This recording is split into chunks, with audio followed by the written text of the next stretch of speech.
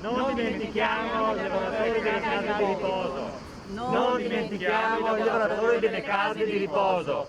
Non dimentichiamo i lavoratori delle case di riposo. Un sit-in davanti all'ospedale San Bortolo di Vicenza per denunciare la carenza di infermieri nelle case di riposo venete.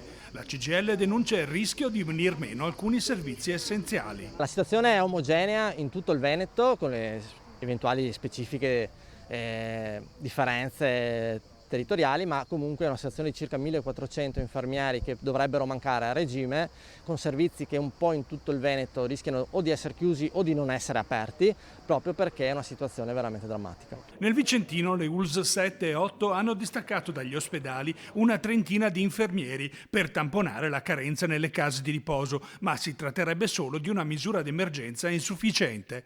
Servirebbe una programmazione diversa dei percorsi formativi e il recente concorso bandito il 9 luglio per il reclutamento di infermieri extra UE arriverebbe in ritardo. A Vicenza, in questa fase delicata nelle case di riposo, mancherebbero 150 infermieri. Troviamo in una situazione paradossale per cui in questa fase in cui iniziano nuovamente gli ingressi all'interno delle case di riposo, si rischia che le case di riposo non possano accogliere nuovi ospiti a causa delle carenze di personale infermieristico e questo risente sia rispetto alla possibilità di dare una risposta ai cittadini che per quanto riguarda poi la qualità del servizio, perché in assenza di infermieri comunque le case di riposo devono mantenere gli standard, però portano gli standard ai livelli minimi definiti dalla delibera regionale e questo comporta necessariamente una qualche riduzione della qualità del servizio.